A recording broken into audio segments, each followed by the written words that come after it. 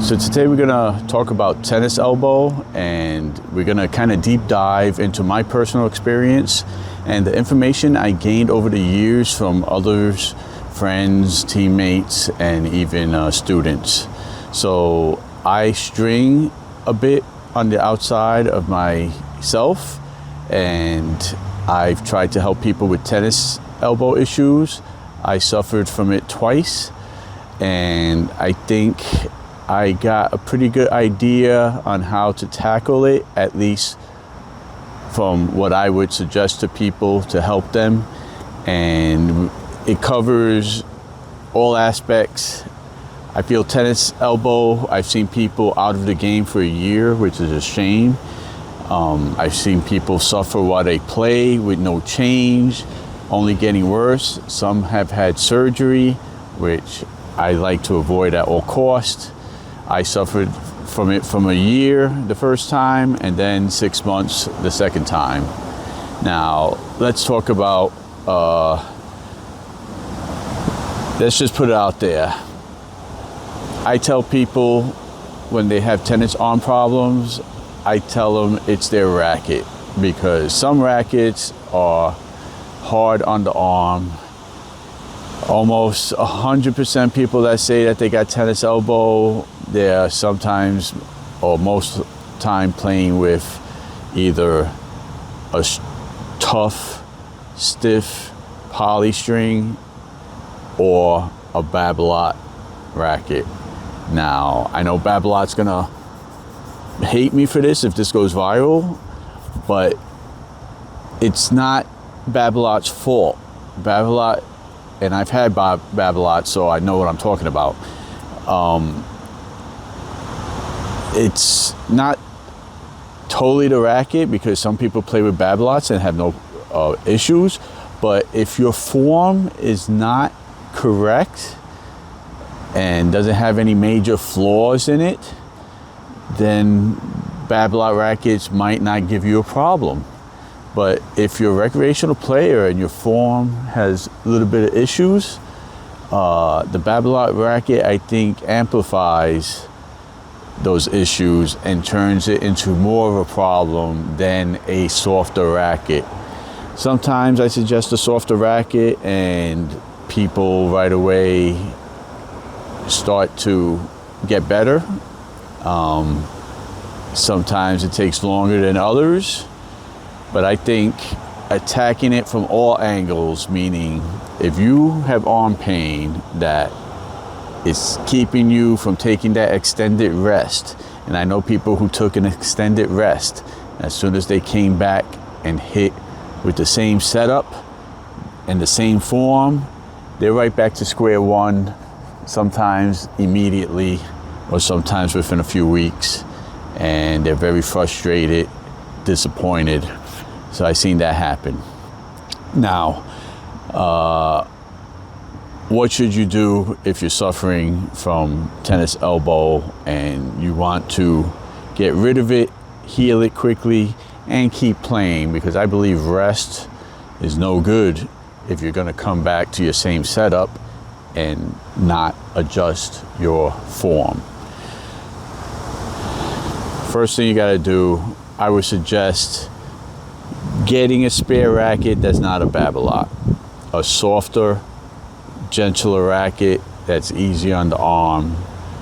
What racket would you suggest? I've gone to a Dane with solid core technology. Good success with that. There's a lot of Pro Kennex I've gone to. Arm-friendly rackets. Yonex is like a plug-and-play racket for me. Tension, I would go 50 pounds to start, sometimes 45.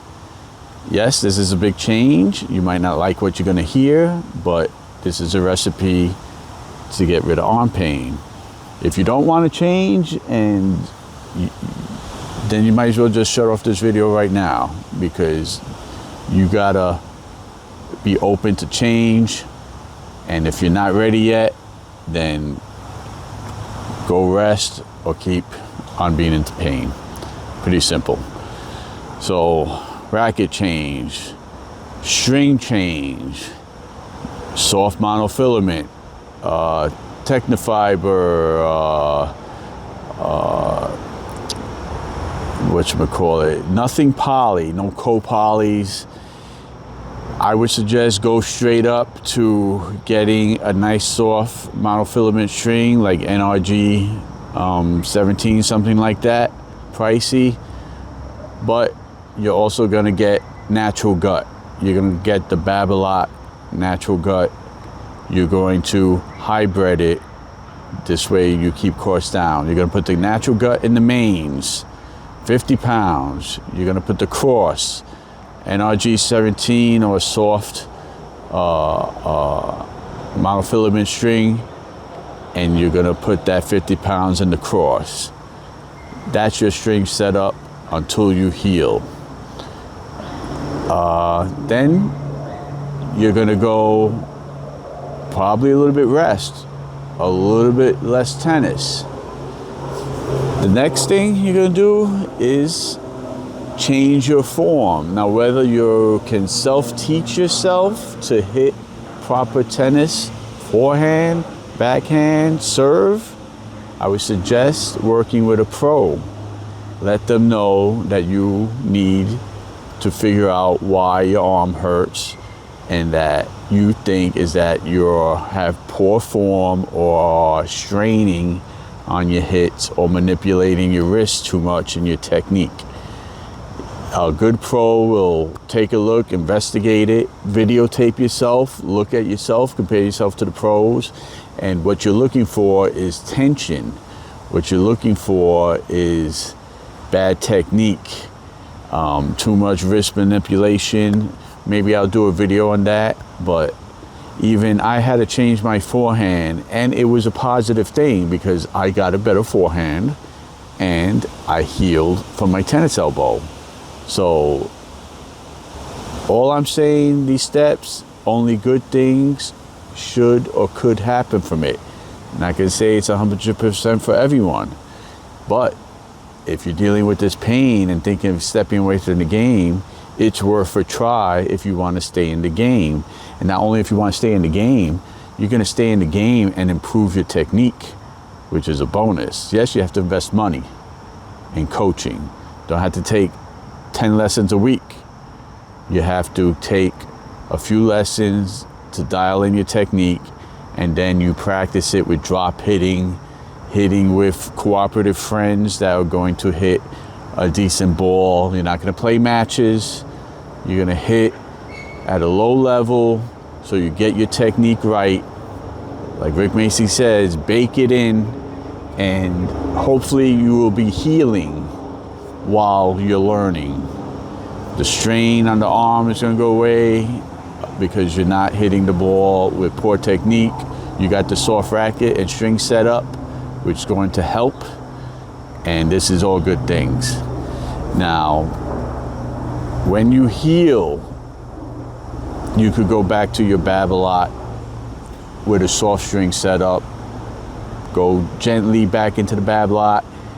See if you're good to go to continue, or if you feel issues, step back before you do more damage. So I'm not saying get rid of your Babolat forever. I'm just saying you need to have good form so that your Babolat doesn't hurt you. You know, you say, oh, but I get a lot of spin with my Babolat. I get a lot of power with my... What good is that if your arm is hurting and you're still not playing to your full potential? And you could injure yourself to the point where you have to stop playing, and it affects your everyday life. Speaking of everyday life with tennis elbow, do yourself a favor and get a vertical mouse if you spend time on the computer. A vertical mouse puts your hand in a natural position. I work on a computer. I do a lot of stuff on a computer, so I'm at the computer a lot using a mouse. A regular mouse turns the arm, painful. I added a vertical mouse to my setup, and it was less strain on the arm. I believe that helped me heal in real life for my tennis. Other things, learn how to pick up stuff with your left hand. Develop your left hand coordination by taking on a lot of tasks that you use with your right hand. This way you could rest it during everyday activities during the day. Lighten your tennis bag. Don't grab 3 bags of groceries or sodas out of the car with one hand. Just because you can do it doesn't mean you should do it. Less wear and tear on the arm. Develop a lifestyle that spreads, or even build up your left hand. Make it a point to train your left hand. It'll help your tennis too when it comes to your two-handed backhand. Trust me. So you're gonna do that. Nutrition is a big part. I'm not a nutritionist. I'm not gonna tell you how to eat, but think about it. Tendons. Tennis elbow is a tendon injury. If you could get good nutrition, you could heal. We call that dog the squeaky dog. If you could get good nutrition, you could heal quicker and stay healthy for tennis. So what do you eat? Low anti-inflammatory foods that don't inflame things. It's just general good eating. Bone broth, add bone broth soups and stuff to your diet. Bone broth is good for healing tendons and stuff. Vitamins, supplements. I took gummies, which I can't remember right now because I got no script here, but I'll place the gummies that I took here that I added to my daily routine. Even if you don't take it every day, as long as you're putting this stuff in your body more often than you were before. So you're trying to set yourself up for good healing and proper nutrition, which is always good whether you're hurt or not. Now, another thing is heat. When I'm at the computer, I have a heat pad for my arm. I wrapped it around. Heat promotes blood flow to heal. Tendons have poor blood flow. So if your arm is cold or room temperature, it's not going to heal as fast as a warm arm that promotes blood flow, that promotes healing. Deep tissue massage. Get a scraping back of a butter knife, scrape the arm, make it a little bit painful. Manipulate that area. Deep tissue massage. That helps. You could do that, sit and watch TV, lying in bed, get your thumb, your nail, go deep in there, get a scraping tool and work the area. That helped me. Now, another thing is I took a supplement called Juven. Now, this Juven, a friend of mine was going for surgery and they told them to take this pre-surgery.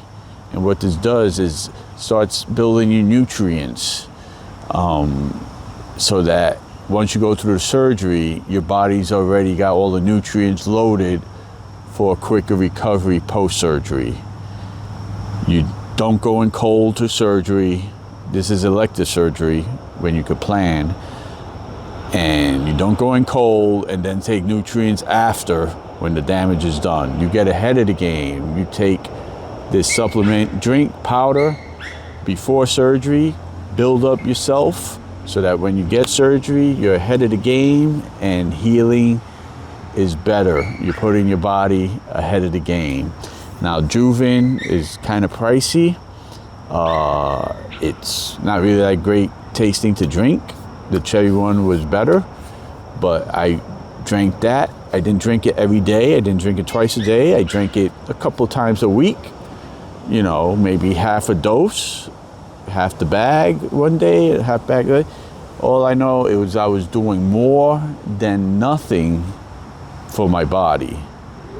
I felt that helped also. And all these things you have to do to address the tennis elbow. It's a serious issue for your tennis and for your everyday activities. You know, nobody wants to go to bed with pain. Nobody wants to reach for that cup of coffee in the morning and have agonizing pain when you reach for it. If you're suffering, you know this. So if you could do all these things and get control and be active about your recovery, I think you're putting yourself in a better position than everyone else to recover quicker and stay healthy.